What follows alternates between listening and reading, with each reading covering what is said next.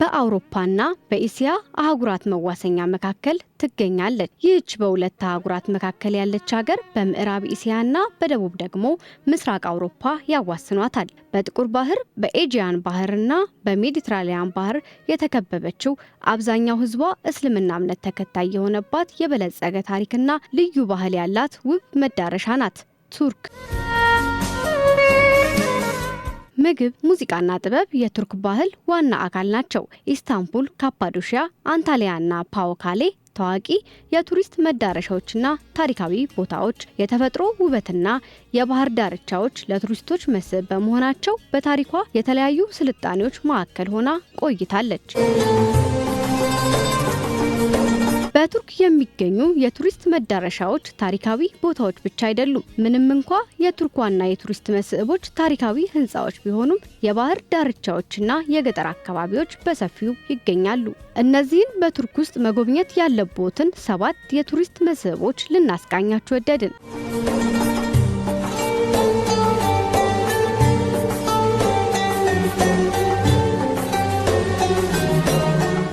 ሃጊያ ሶፊያ በቱርክ ውስጥ በርካታ ታሪኮችን የያዘ ታሪካዊ ህንፃ ነው።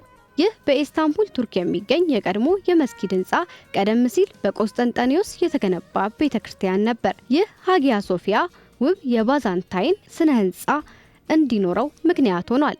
ይህ የቱርክ የቱሪስት መስህብ አንድ ትልቅ ጉልላትና 8 ትናንሽ ጉልላቶች አሉት። ስነ ህንፃው ጎልቶ የሚታይና እንደ ምድር ቤተመንግስት ነው ቢባል ማጋነን አይሆንም። በሃጊያ ሶፊያ ህንፃ ውስጥ በተለይም በመሬት ወለሉ ላይ ጎብኚዎች ለ15 ምዕተ ዓመታት የቆዩትን ጠንካራ የሃጊያ ሶፊያን ደጋፊ ምሰሶዎች ውበት ያደንቃሉ። ጠንካራ ብቻ ሳይሆን በምሰሶዎቹ ላይ ያሉት ቅርጻ ቅርጾችም በጣም አስደናቂ ናቸው። በጉልላቱ ላይ ያሉት ዝርዝሮች ያልተለመደ ድብልቅ ውበት ያሳያሉ። የአላህና የሙሐመድ የካሊግራፊ ጽሑፎች፣ ነገር ግን በመሃል ላይ ደግሞ የኢየሱስ ክርስቶስ ስዕል ይታያል። ሃጊያ ሶፊያ መስጊድ ሆኖ ሲያገለግል ኢማሙ ሶላትን የሚመራበት ቦታ ሆኖ የሚያገለግል ሚህራብም አለ። የዚህ የቱሪስት ቦታ መሃል ክፍል በብርሃን ያጌጠ ሲሆን ሃጊያ ሶፊያን ግርማ ሞገስ ያለውና የፍቅር ስሜት እንዲሰማ ያደርጋል።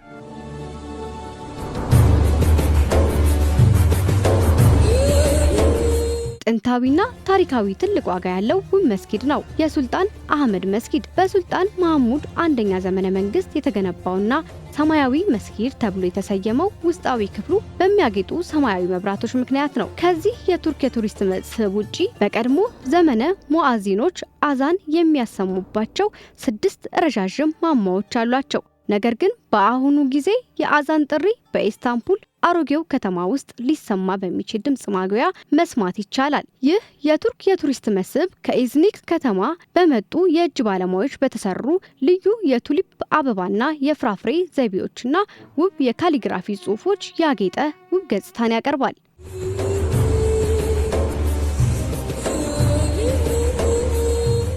ትላልቅ ምሰሶዎችና የተንጠላጠሉ መብራቶች የዚህን ሰማያዊ መስጊድ ውስጣዊ ክፍል ግርማ ሞገስ ይጨምራሉ። ከውጭ ያሉት የተለያዩ ቦታዎች ከውስጥ ካለው ያላነሰ ውብ የሆነውን ውጫዊ ክፍል ፎቶግራፍ ለማንሳት ተስማሚ ቦታዎች ናቸው። ይህም ሰዎች በዙሪያው እንዲዘዋወሩ ያደርጋቸዋል። በግቢው ውስጥ ማታ ላይ በቀለማት ያሸበረቁ መብራቶችን የሚያንጸባርቁ ምንጮች አሉ። ቶፕካሊ ቤተ መንግስት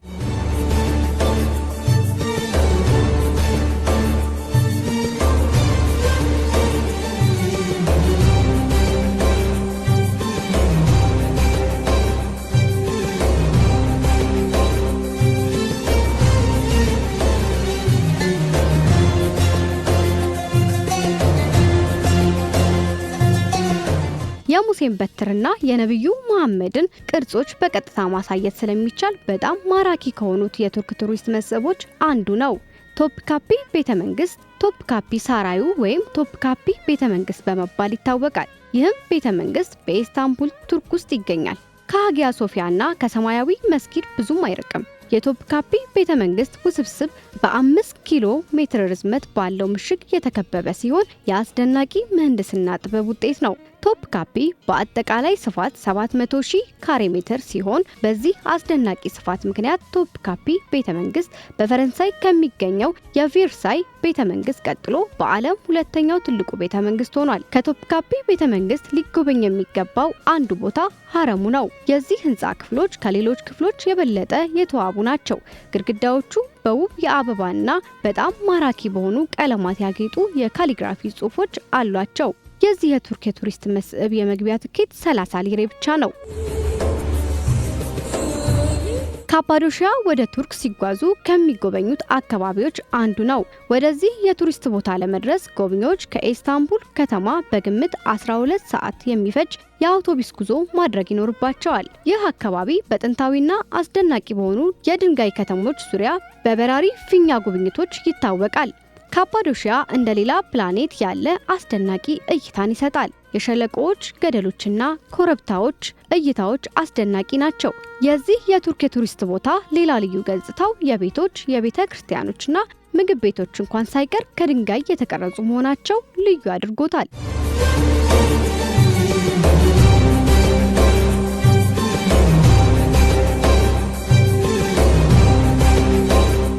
ጎሬሜ ክፍት አየር ሙዚየም ታላቅ ታሪካዊና አርኪኦሎጂካዊ ጠቀሜታ አላቸው። በካፓዶሺያ የሚገኙ የጎሬሜ ሸለቆዎች በዋሾቻቸው በገዳሞቻቸውና በአብያተ ክርስቲያኖቻቸው በጣም ዝነኛ ናቸው። አስገራሚው የጎሬሜ ሸለቆዎች መልክዓ ምድር በእሳተ ገሞራ ቱፋ የተሰራ ሲሆን የነቃው የእሳተ ገሞራ ላቫ ቅርጾች አካባቢውን የሚቆጣጠሩት የሞተው እሳተ ገሞራ የኤርሲየስ ተራራ እንቅስቃሴ ውጤት ነው። ነፋስና ዝናብ የቱፋ ቅርጾች ወደ ነፃ የድንጋይ ክምርና የድንጋይ ማማዎች በኔቬሼሪ ኡርጉፕና አቫኖስ መካከል ባለው ክልል ውስጥ እንደዚህ ያሉ ብዙ የድንጋይ መኖሪያ ቤቶች፣ አብያተ ክርስቲያኖችና ገዳማት የጉዞዎችንና ምሁራንን ትኩረት ለረጅም ጊዜ ሲስቡ ቆይተዋል። በ4ኛው ክፍለ ዘመን የቄሳሪያ ሊቀ ጳጳስ ባሲሊየስ በጎሬሜ ክፍት የአየር ሙዚየም ውስጥ የድንጋይ ገዳማት ለመጀመሪያ ጊዜ ተመሰረቱ። በጎሬሜ ሸለቆ ውስጥ የመጀመሪያዎቹ ገዳማት ከተመሰረቱ ብዙም ሳይቆይ አካላዊና አምልኮታዊ ድጋፍ ለሚፈልጉ ክርስቲያኖች የሀጂ ማዕከላት ሆኑና አምልኮታዊ ድጋፍን ለሚፈልጉ ክርስቲያኖች ደግሞ የሀጅ ማዕከላት ሆኑ። ክልሉ ለመጀመሪያ ጊዜ በ6ኛው ክፍለ ዘመን የቅዱስ ሄሮን የህይወት ታሪክ ለመድረስ እጅግ አስቸጋሪ በሆነው ከድንጋይ በተፈለፈሉ መጠለያ ውስጥ ይኖሩ እንደነበር ይነገራል። ጎሬሜ ክፍት የአየር ሙዚየም ከ7ኛው ክፍለ ዘመን እስከ 13ኛው መቶ ክፍለ ዘመን ድረስ ጠቃሚ የክርስትና ማዕከላት ሆኖ ቆይቷል። በአካባቢው ይኖር የነበረው የ10ኛው ክፍለ ዘመን መነኩሴ ዜና መዋዕለ መሰረት በግምት 360 የተለያዩ መጠኖች ያላቸው አብያተ ክርስቲያናትና ገዳማት እንደነበሩ ታሪክ ያወሳል።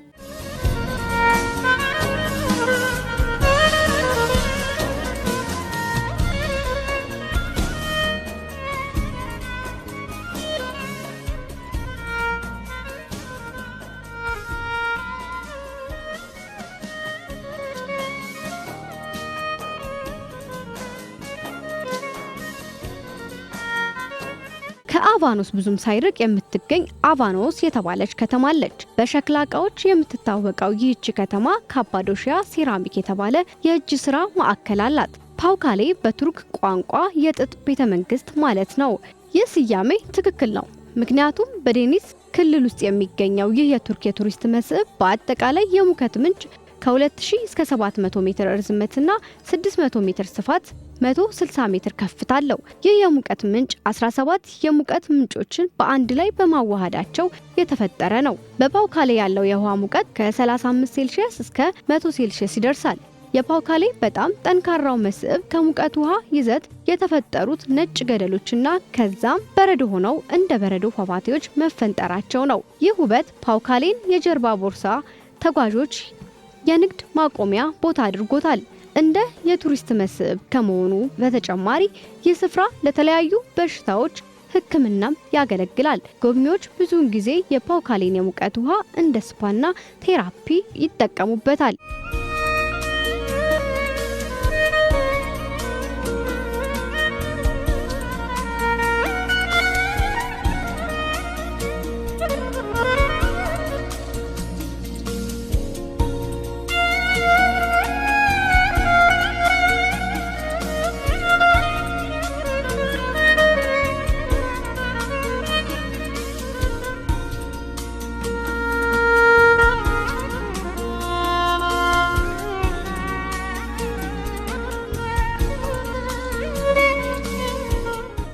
የቱርክ የቱሪስት ቦታ ቱሪስቶች ምሳቸውን የሚበሉበትና ልዩ የፓውካሌ ማስታወሻዎችን የሚገዙባቸው ምግብ ቤቶችና የመታሰቢያ ሱቆችም አሉት። ሆኖም ጋላታ ድልድይ ወይም የኢስታንቡል ቱርክ ጋላታ ድልድይ በእግር ለመጓዝና ፀሐይ ስትጠልቅ ለመመልከት ተወዳጅ ቦታዎች አንዱ ነው።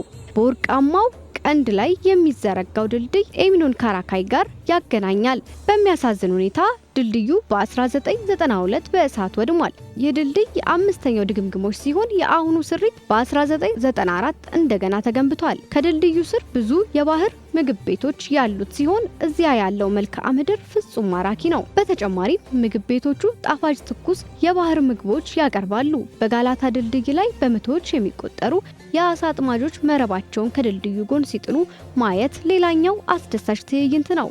ይህ በኢስታንቡል ውስጥ በጣም ታዋቂው የአሳ ማጥመጃ ስፍራ ነው። ፀሐይ ስትጠልቅ ከአሳ አጥማጆች ጋር ጥሩ ፎቶግራፍ መነሳት የማይረሳ የጉዞ ትውስታ ነው። በቀላሉ ወደ ኤሚኑን በእግር መሄድና የተወሰነ ጊዜ ማሳለፍ ልዩ ድባብ ስላለው በኢስታንቡል ለመጎብኘት ከሚመጡ ቦታዎች አንዱ ነው።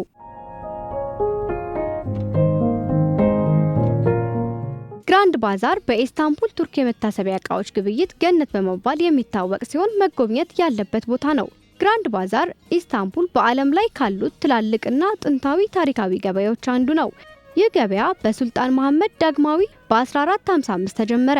የዚህ የቱርክ የቱሪስት ቦታ የሚገኘው በኢስታንቡል የድሮ ከተማ ኮምፕሌክስ ውስጥ በትክክል ከሰማያዊ መስጊድና ከሃጊያ ሶፊያ ሙዚየም አጠገብ ባለው ፋቲህ አውራጃ ውስጥ ነው። ጎብኚዎች ያንን ግርማ ሞገስ ያለውና ልዩ የሆነውን ሰማያዊ መስጊድ ከጎበኙ በኋላ በቀላሉ ወደ ግራንድ ባዛር በእግር መሄድ ምርጫቸው ያደርጉታል።